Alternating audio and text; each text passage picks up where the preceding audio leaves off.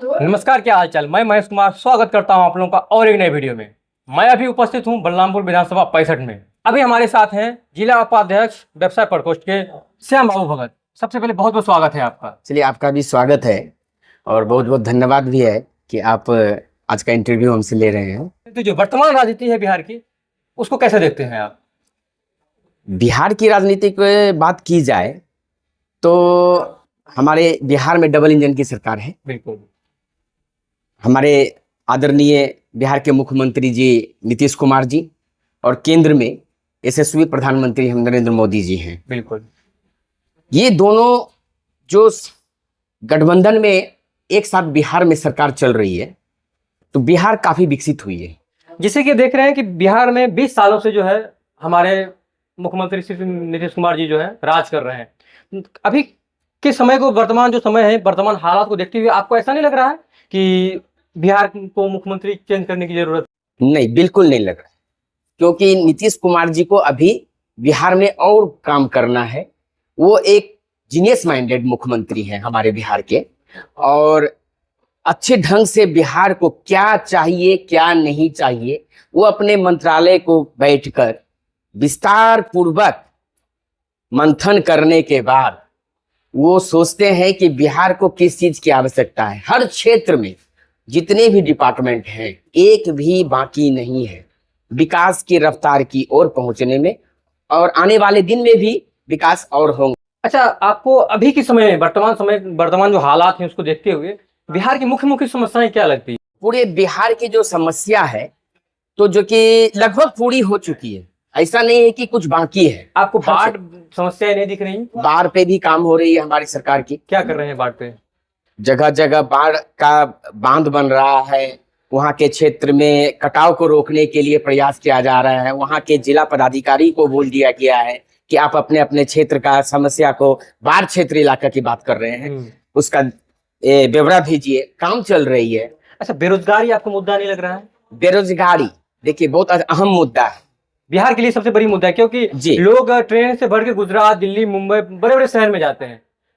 ऐसा नहीं हो सकता है कि जो भी लोग वहाँ पे कमाते हैं 10,000 12,000 जो मजदूर लोग होते हैं वो बिहार में रहकर, अपने घर में रह करके, अपने परिवार के साथ रह करके उतना ही कमाया जाए? वो दिन भी बहुत जल्द आ रहा है, क्योंकि जो बिहार में उद्योग लगाने की बात हमारे माननीय मुख्यमंत्री जी कर रहे हैं और जो हमारे यशस्वी प्रधानमंत्री जी का जो पैकेज बिहार को दिया जा रहा है ये काबिले तारीफ है। और आने वाला दिन में देखिएगा कि बिहार उद्योग के मामले में सभी राज्य से टक्कर दे सकता है, और हमारे यहाँ के युवा यहाँ पे उस उद्योग से जुड़कर, जो बेरोजगारी कहते हैं हम लोग कि बाहर जा रहे हैं, बाहर जाने की आवश्यकता नहीं होगी आने वाले दिन में।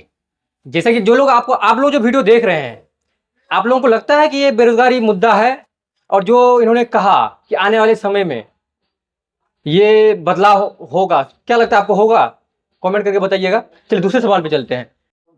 आपको नहीं लगता कि शिक्षा बहुत जरूरी है बिहार में? शिक्षा सिर्फ बिहार के लिए ही नहीं है, सभी जगह सभी लोगों के लिए। जिस तरह से बिहार में शिक्षा का हालात है, जिस तरह से सिचुएशन अभी क्रिएट हो रहा है बिहार में शिक्षा को लेकर के, शिक्षा का स्तर जिस तरह से गिरता जा रहा है। एक समय में हम लोग कह सकते थे कि नालंदा विश्वविद्यालय, दुनिया से लोग हमारे यहाँ पढ़ने आते थे। पटना, पाटलिपुत्रा के नाम से तभी जाना जाता था। नालंदा विश्वविद्यालय, पूरा दुनिया से लोग आते थे पढ़ने, और अभी हम लोग पूरा दुनिया जा रहे हैं। इसके विषय में आपको क्या कहना है? शिक्षा पर भी काम चल रही है, लेकिन थोड़ी सी सुधार की आवश्यकता है कि जितने संख्या में आज टीचर की बहाली उन्होंने दी हमारी सरकार को, काबिल तारीफ है, लेकिन थोड़ा सा ये जो स्कूल के अंदर में थोड़ा गाइडलाइन की आवश्यकता है। ये गाइडलाइन कौन करेगा? ये प्रधानमंत्री जी करेंगे, मुख्यमंत्री करेंगे, या फिर नहीं? मुख्यमंत्री जी के ही निर्देश पर डीएम को कहा जाए, और डीएम हमारे ब्लॉक स्तर के जो बीओ हैं वो थोड़ा सा इनको संज्ञान में लेकर हर स्कूल में इसका इंक्वायरी करवाएं कि कौन शिक्षक सही समय पर पहुंच रहे हैं, कितनी बच्चों की उपस्थिति हो रही है, मिड डे मील ठीक ढंग से चल रहा है कि नहीं चल रहा है, वहां क्या बंदर बांट हो रही है कि नहीं हो रही। ये चीज थोड़ा सा हमको लगता है कि आवश्यकता है कि इस पर जोर दिया जाए ताकि ये चीज सुधार हो जाए। अगर आप अभी न्यूज देखते होंगे तो बीते कुछ दिनों में, 2-4 दिन की बात है, बहुत सारे पत्रकार, जो इलेक्ट्रॉनिक्स मीडिया जो बोलते हैं हम लोग, और कुछ लोग यूट्यूबर बोलते हैं उनकी भाषा में, उन पे एफआईआर हो रहा है। एफआईआर क्यों हो रहा है कि वो स्कूल में जाते हैं और वहां की सच्चाई को दिखाने का प्रयास करते हैं। तो इस पे आप कहां तक? देखिए, पत्रकार पर अगर जो केस हो रही है ये गलत है, क्योंकि मीडिया स्वतंत्र है, मीडिया स्वतंत्र है और वो न्यूज कैप्चर करने के अधिकारी भी है, और सच्चाई दिखाने के लिए ही उनको पत्रकार बनाया गया है, सच्चाई से रूबरू करने के लिए। बिल्कुल। तब ना हम पब्लिक जान पाएंगे कि क्या चल रहा है वहां पे। तो इस पर यदि एफआईआर हो रहा है तो ये गलत है, ये गलत है, मैं इसको गलत। कॉलर पकड़ के पत्रकार को बाहर निकाला जाता है कि आप क्यों आए हैं, ये मेरा स्कूल है, इसका मालिक हम हैं। नहीं, तो ये गलत है, इसमें हमारे मुख्यमंत्री जी को संज्ञान लेना चाहिए। अच्छा चलिए, तीसरा अगर देखा जाए तो स्वास्थ्य विभाग। जी, क्या लगता है कि बिहार में स्वास्थ्य विभाग को सुधार करने की जरूरत है या जैसा चल रहा है उसे चलने देते हैं? देखिए, सुधार हो गई है, सुधार हो गई है, उस पर अमल किया जा रहा है और आगे भी सुधार होगी। जैसे आपको मालूम होगा, कई जिलों में हमारा मेडिकल कॉलेज हमारे मुख्यमंत्री जी ने दिया है, तो ये तो विकास है। और मेडिकल कॉलेज होने से आप समझ रहे हैं कि स्वास्थ्य में कितना ही सुधार होगा और ज्यादा से ज्यादा हमारे क्षेत्र के लोगों को सुविधाएं मिल जाएगी इस मेडिकल कॉलेज के होने से, जिसमें हमारा कटिहार जिला भी है। ये रही समस्याएं पूरे बिहार की। जी, अब आते हैं हम लोग बलरामपुर विधानसभा परिषद में। यहाँ की आपको मुख्य मुख्य समस्याएं क्या लगती है कि सुधार करने की जरूरत है? बलरामपुर विधानसभा में सुधार करने की आवश्यकता सबसे जो अहम है, यहाँ की जो उप प्राथमिक स्वास्थ्य केंद्र, बलरामपुर की मैं बात कर रहा हूँ, उप प्राथमिक स्वास्थ्य केंद्र का जीर्णोद्धार किया जाए। ये होगा कैसे? मैंने अभी कहा स्वास्थ्य विभाग के बारे में। हाँ, आपको तो ये तो सुधार हो रही है ना, तो उसी सुधार में इसको भी लिया जाए। और कोई समस्याएं हैं यहाँ पे? और समस्या तो यहाँ नजर नहीं आ रहा है। रोड की समस्या तो रोड तो बन ही रही है, जो कि 4 लाइन में कटिहार टू हमारे बलरामपुर तक वो स्वीकृत मिल भी गई है और काम चल भी रहा है। लेकिन स्वास्थ्य में हम बोलना चाहेंगे कि बलरामपुर उप प्राथमिक स्वास्थ्य केंद्र का जीर्णोद्धार बहुत ही जरूरी है।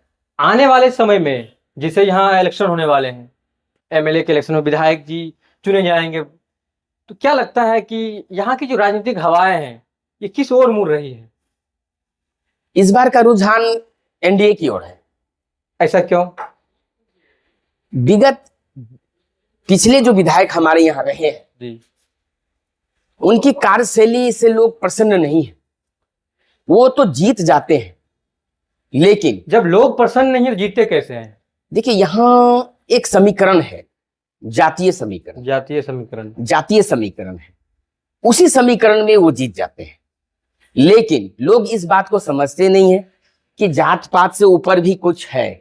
जब तक आप जात पात से ऊपर नहीं जाइएगा तब तक विकास आपके घर पे नहीं आएगा। नहीं आई, तो इस चीज को भूलना होगा। अगर आपको सरकार में रहना है, एनडीए सरकार बनना तय है, तो हम यहाँ के जनता को भी कहेंगे कि जब हमारे राज्य में एनडीए सरकार होगी, नीतीश कुमार जी मुख्यमंत्री होंगे या आला कमान जिनको भी बनाएंगे तो वो मुख्यमंत्री होंगे, तो हम क्यों ना अपने क्षेत्र से बलरामपुर 65 विधानसभा से एक एमएलए ऐसा भेजे जो हमारे सरकार में।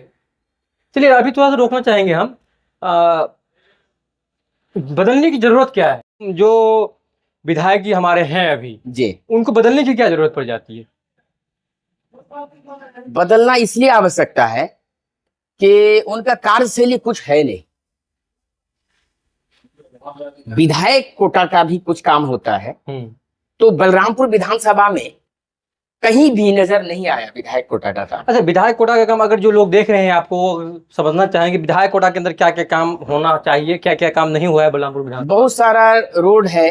अगर सिर्फ रोड ही नहीं, आप हमारे विधायक हैं, तो हमारी जनता की समस्या को आप सुनेंगे ना। बिल्कुल। तो आप ऐसे जगह में आते हैं जहां से आपको पब्लिक नहीं देख पा रही है। आप ऐसे समय में आते हैं किसी को जानकारी नहीं होती है। यहाँ के जनता को पता ही नहीं चलता है कि हमारे विधायक जी कब आए, कहाँ बैठे और चल दिए। तो हमारी समस्या को सुनेंगे कब? तो हमें एक ऐसी विधायक चाहिए, बलरामपुर 65 विधानसभा को एक इस बार ऐसे विधायक की आवश्यकता है जो जनता के बीच में रहे और जनता की सुने। या बलरामपुर की जनता किसको विधायक बनाएगी इस बार? देखिए, विधायक बनेगी ये तो निर्भर करता है पार्टी आला कमान पे टिकट किनको देना है। 5 घटक दल है हम लोग। हाँ, एनडीए में एनडीए में अब डिसाइड करना है कि कौन सा घटक दल यहाँ पे चुनाव लड़ेगी। अगर मैं आपको पर्सनल पूछा जाए जी, कि आप किसको देखना चाहते हैं विधायक के रूप में, विधायक की कुर्सी पे? देखिए ये तो पार्टी तय करेगी ना कि किनको टिकट देना है। आला कमान को चाहिए कि एक ऐसे घटक दल को यहाँ टिकट दें जिसका पकड़ दोनों समुदाय में हो। तो आपका बहुत बहुत धन्यवाद कि आपने कीमती समय निकाल करके हमारे चैनल पर आए। तो आप लोगों को हमारी बातचीत कैसी लगी कमेंट करके बताइएगा। मिलते हैं किसी और नए वीडियो के साथ, तब तक के लिए जय हिंद, वंदे मातरम।